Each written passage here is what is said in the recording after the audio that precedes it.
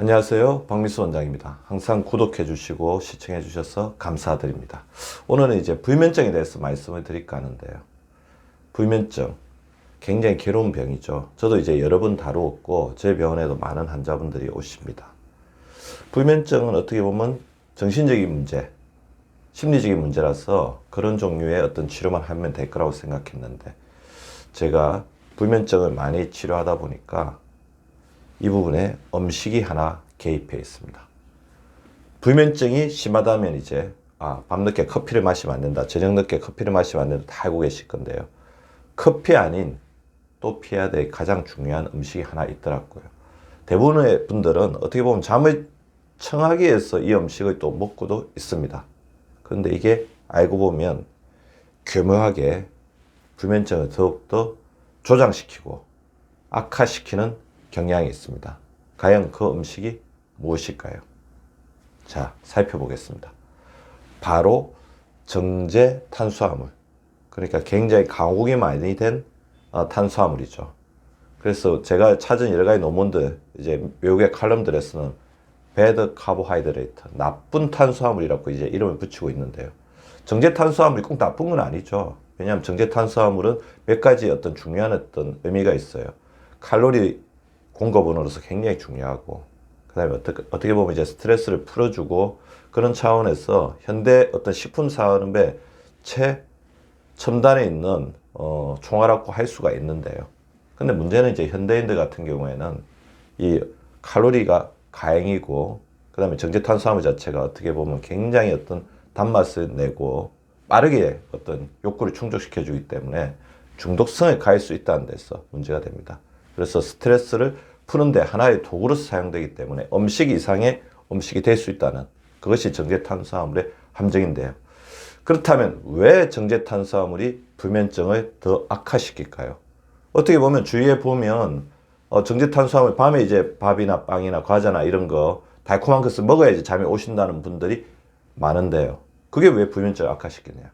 바로 거기에 포인트가 있습니다. 그것을 먹어야 잠이 온다는 것.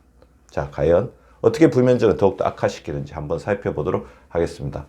WHI라고 Women's Health Initiative Observational Style이라고 세계에서 가장 디자인이 잘 되어 있고 큰 코트는 뭐냐면 한 인구 집단을 이렇게 구분을 해놓고 수십 년 동안 관찰하는 그런 연구입니다. 그래서 어떤 원인이 있을 때 이게 어떤 식으로 영향을 미치는가를 관찰하는 굉장히 큰 연구 중에 하나인데, 거기서 무려 53,069명을 대상으로 연구를 했습니다.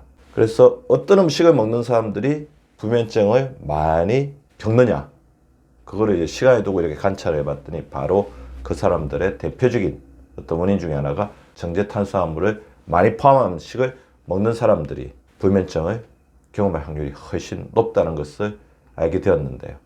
정제 탄수화물 하면 다 떠오르죠. 하얗고 가공이 많이 되어 있는 탄수화물 종류를 생각하시면 됩니다. 정제 탄수화물의 가장 대표는 설탕이죠. 우리가 먹는 음식 중에는 흰밥, 흰빵, 라면국수, 그러니까 밥빵면이 있을 것 같고요. 그 다음에 케이크, 과자, 그리고 과자 종류가 있을 것 같고, 청량음료, 아이스크림 같은 이제 간식 종류, 도넛, 이런 것들을 정제 탄수화물이라고 보면 됩니다. 밤이 되면 자기 전에 이제 과자나 케이크, 빵, 그 다음에 심지어는 라면 같은 것들 반드시 먹어야만 이제 잠이 오신다는 분들이 있는데요. 이 연구에서 이 결론을 낸 저자들이 내린 결론이 있습니다. 정제 탄수화물이 왜 불면증을 일으키냐? 그 비밀은 바로 혈당 지수에 있는데요. 혈당 지수는 같은 음식 100g을 먹었을 때 혈당을 올리는 정도를 설탕을 100으로 놓고 봤을 때 비교하는 정도입니다. 흰빵은 거의 95니까 거의 설탕하고 비슷하다고 볼 수 있죠. 흰쌀밥도 무려 83이 됩니다. 아이스크림 60이 76. 혈당 지수가 높은 음식을 먹는다면 단시간 안에 같은 양을 먹더라도 우리 몸의 혈당이 굉장히 많이 올리기 때문에 인슐린이 많이 이렇게 동원이 되죠. 그래서 우리가 혈당 지수가 높은 음식은 가급적 당뇨나 비만 치료를 하시는 분들은 피하라고 하고 있는데요.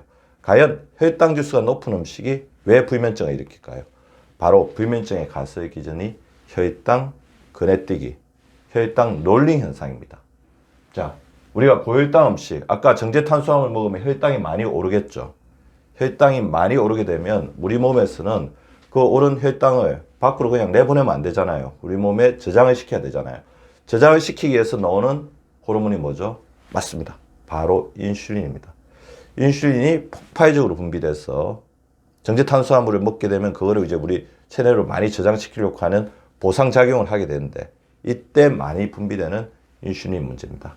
그래서 고혈당이 되면 인슐린 많이 분비돼서 일시적으로 저혈당이 됩니다.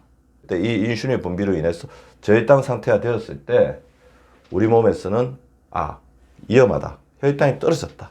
혈당을 높이자. 이때 작용하는 신경이 바로 교감신경계 아드레날린, 코티졸입니다.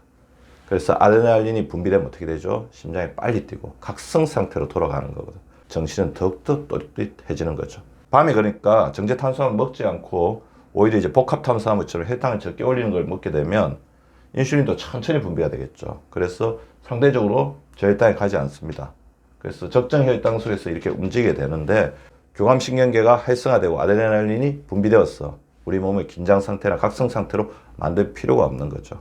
근데 고혈당 음식을 먹게 되면 그것이 갑자기 혈당을 올리고 이것을 빠르게 이렇게 우리 몸에서 흡수하기 위해서 인슐린 분비되기 때문에 고혈당, 저혈당, 고혈당, 저혈당. 그래서 어떻게 보면 밥방면을 먹으면 이게 지속적으로 먹다 보면 인슐린 기능이 굉장히 무리하니까 떨어지죠. 우리 몸에 저장하는 기능이 굉장히 떨어지게 됩니다. 그렇게 되면 또 저혈당이 오게 되죠. 저혈당, 그래서 식사하고 나신 다음에 밥방면을 먹었는데 굉장히 졸린다, 피곤하다. 그런 이유도 이런 혈당 놀림 현상에 문제 있고요. 문제는 인슐린 기능이 떨어진 사람들은 들어온 어떤 혈당을 몸속으로 잘 들여보내지 못하고 우리 혈중에서 많이 돌아다니다가 소변으로 다 방출되고 잘 사용되지 않기 때문에 전신적인 무기력 상태를 계속해서 경험할 수도 있다는 것이 이 혈당 놀림 현상이 인슐린 저항성을 만드는 기전 중에 하나죠. 근데 왜 이 연구에서 중년 여성들, 50세 이상의 어떤 중년 여성들이 불면증을 경험할 확률이 더 높다고 이렇게 나와 있는데요. 그 이유는 밝혀져 있지 않습니다. 제가 분석했을 때는 중년이 되면서 갱년기가 지나면서 근육량이 떨어지잖아요. 그래서 근육량이 떨어지면 근육에서 혈당을 저장해서 받았을 저장해주는 능력이 떨어지기 때문에 이렇게 혈당이 떨어졌을 때 이걸 보충해줄 수 있는 능력이 떨어진다는 가설 하나.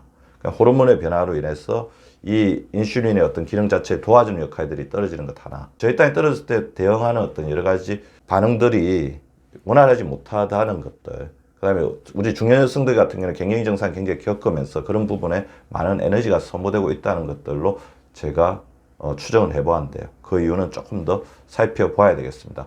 어쨌든 정제탄수화물이 많이 드신 중년 여성에서 이런 어떤 불면증을 경험할 확률이 높았다는 것이 그 연구의 결과였습니다. 탄수화물을 드시지 않으면 잠이 안 오시는 분들이 있습니다. 그리고 금방 말씀드린 것처럼 인슐린 기능이 많이 떨어져 있다면 인슐린 기능이 저장했다가 필요할 때 내보내는 어떤 기능 자체가 떨어져 있기 때문에 이런 증상은 더욱더 강할 것 같아요. 그래서 이 부분을 도와드려야 되죠.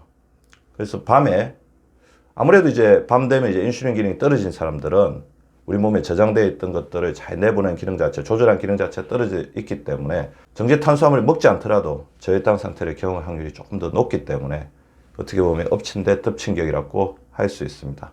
그래서 제가 그 논문에서도 말씀을 하고 있지만 불면증이라면 정제탄수화물 대신에 이 음식을 드셔보시는 것이 좋을 것 같습니다. 뭘까요? 물, 견과류 다 도움이 되는데요. 그 칼럼을 쓴 그리고 거기서 어떤 분석을 한 저자의 입장은 가해가 채소를 드시라는 겁니다.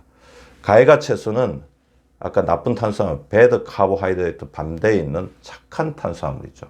왜냐하면 저항성 전분, 섬유질이 풍부하기 때문에, 식이섬유가 풍부하기 때문에 천천히 흡수되어서 혈당을 천천히 올리고, 그래서 저혈당 관리도 적죠. 그리고 밤 되었을 때 우리가 심리적 허기감이 폭발하기 때문에 그런 부분을 좀 보상해 주는 게 중요한데 그때 포만감을 줄 수 있는 게 중요하죠. 포만감을 주는 착한 탄수화물이 가해가 채소입니다. 단 가해 주스 같은 경우에는 조금 자제하도록 하고 있습니다. 가해 주스 자체는 이미 갈아서 섬유질의 양이 떨어져 있기 때문에 혈당 지수를 빨리 올릴 수 있습니다. 가해가 채소를 드실 때 그냥 껍질, 알갱이채 드시는 것이 바람직하다는 거죠. 최고의 해결책은 탄수화물 금단 증상을 이겨내야 합니다. 아마 나쁜 탄수화물, 정제 탄수화물을 바로 먹지 않으면 굉장히 힘들 거예요. 왜냐하면 그런 부분이 줬던 어떤 미각 충족적인 만족 때문에 제공이 안 됐을 때 굉장히 힘든 반응이 나타날 수 있지만 그것을 이겨내셔야 됩니다. 그래서 오래 지속되는 아까 말씀드렸던 과일이나 채소와 같은 착한 탄수화물로 바꾸어 주십시오. 일시적인 기분의 저하는 있을 수 있습니다.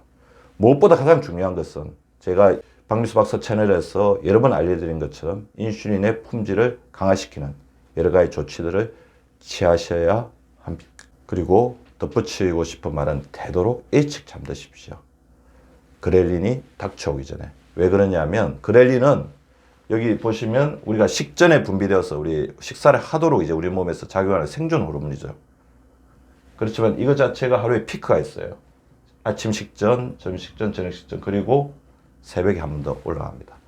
새벽에 깨어있게 된다면, 새벽 12시, 1시, 2시에 깨어있게 된다면 아무리 어지러기 강한 사람이라도 탄수화물의 유혹으로부터 이겨내기가 힘들 겁니다. 그렐린 자체가 본인의 의지와는 상관없이 먹도록 요구를 할 것이기 때문에 일찍 자는 것이 탄수화물의 유혹으로부터 벗어날 수 있는 최고의 방책이기도 합니다. 감사합니다. 구독과 좋아요는 박미수 박사 TV를 지속시키는 생명력입니다. 많이 구독해 주시고 좋아요를 눌러 주시기 바랍니다. 항상 감사드립니다.